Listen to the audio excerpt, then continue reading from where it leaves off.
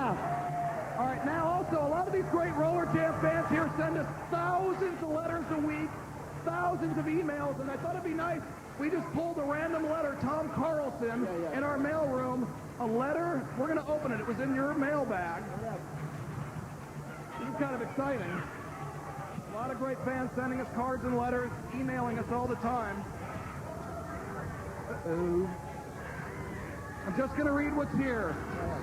Dear Mr. DeMoron, you poor excuse for a bald-headed skater. If you think you're so tough, why don't you take your training wheels off and skate like a man? Are you not good enough to skate on inlines, you big puss? Sincerely, your biggest fan, Jim Green.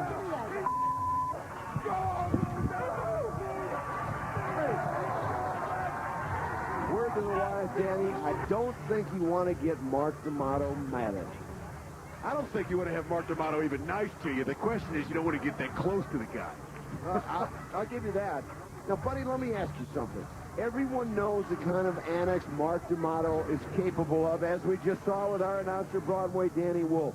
Does that somehow take the other skaters from the opposition off their game, where they're really more worried about where D'Amato is and what he's doing on the track? Definitely.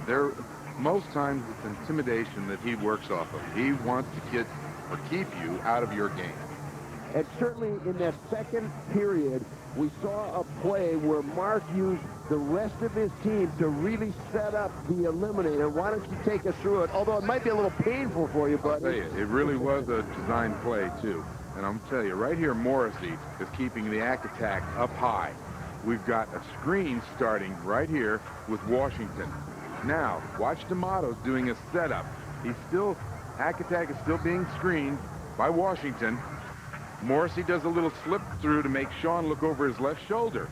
Sean does a dip. Now, watch Marco set up for a big kill. Now Washington starts to move out of the way. And now there's no place left for Sean to go but bang, right into the big boy. Does a little flip here, and this is a herder. Hits his head first, bang. He's out. Whoa, almost tripped Morrissey. Morrissey does a little jump. Boy, like you talked about it, I'm sure even in the second half, Sean will be keeping a sharp eye to find out just where Mark D'Amato is at all times on the track. And, Hawk, you know the second half, Atkinson kind of put his future on the line. Should be wild and woolly. Well, he put his future on the line, but I've got the question that when Sean Atkinson was taking that kind of punishment from Mark D'Amato, Rusty Montgomery was nowhere to be seen. Early before the game started, I said, Rusty Montgomery and Sean Atkinson have to play as a team. I have to question if some of that unity, or lack thereof that unity, was the reason why Rusty Montgomery wasn't staying by his wingman. That's a key to me. That's a key for me for the rest of the game, Ken. We'll be back with the second half. It's the New York Enforcers 6, the California Quakes 5 right after this. We're back in a very low-scoring game, exactly what the Enforcers wanted. It's New York 6, the California Quakes 5 as we begin the third period. You see Linda Leisure on the inside, breaking low on the track. Jamie Konomak right on her heels, and now Konomak with the elbow is able to regain the lead. Also out, this is Edie Bowman for the Enforcers, and also Sydney Zimmerman, number 36 for the California Quakes, but our two lead jammers, Leisure and Konomak, a pair of 38s as they come around. Sydney Zimmerman using her speed very quickly to catch up and leave Bowman in the dust. And now it's Konomak as Zimmerman sends down Linda Leisure. Good opportunity right now for the California Quakes as it's Zimmerman and Konomak, both much faster than Bowman. Bowman trying to catch up, but already closing on Janet Abraham. Abraham with the elbow to Konomak, and then to Zimmerman. Now Stacy Blitz comes back to talk to her two teammates and jammers. We'll see what Stacy Blitz can do. She's obviously got something in store. She's issuing some plays. Konomak sends Bowman into the rail. They don't have to deal with her. Now all three turning their sights on big Janet Abraham. The double butt squad bust. They've been working on it. Zimmerman to the inside. Konomak high.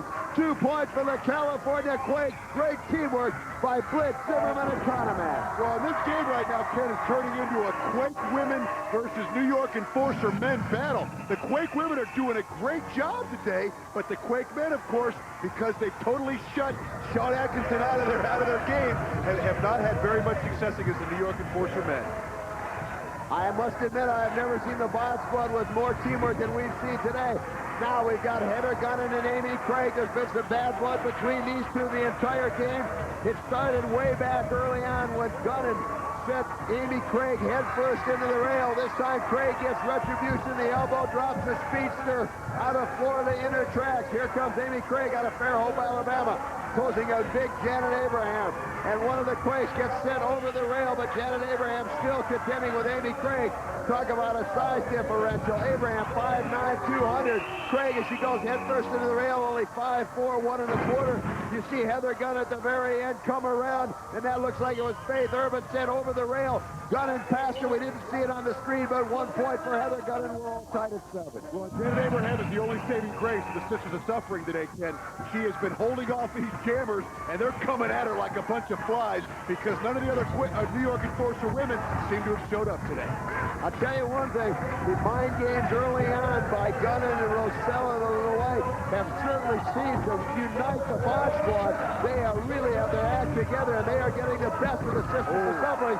But right there, Shelley Roselle, 31 for the Enforcers, gets the best of Heather Sunderman, 31 for the California Quakes.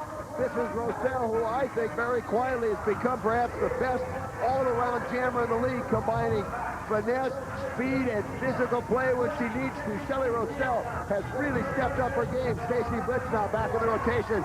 Tries to block out Roselle, sends her high into the rail, slows her down. You see Janet Abraham dropping back, but right now Abraham not worrying about anybody more to see it, make sure there's no Quake jammer coming around. She's got plenty of time. Roselle again gets sent into the rail by Stacy Blitz. Blitz very pleased with herself, and right she should be, buddy. Tremendous job of blocking out by Stacy Blitz. It was great blocking by Stacy, and I'm going to tell you something. Roselle, without a doubt, resilient, kept coming in. This is not a girl that'll give up. Give her credit, but Stacy was fantastic. I think you're exactly right, although, buddy, I don't think any of the Sisters of Suffering, they may not necessarily be in it, but you'll never catch any of them giving up.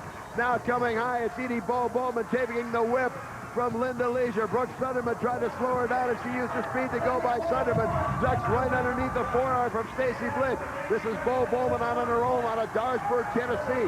5'4", 120. And look how fast Amy Craig with that speed literally started on a half a lap back, caught up to Bowman, sends Bowman flying down, and I think one of the reasons Bowman was giving it everything she had to try and stay with Craig, and she just completely lost her balance. It was easy for Craig to set her down. Well, she just didn't have the tools, Ken, and Amy Craig absolutely is winning this battle with Heather Gunnan today.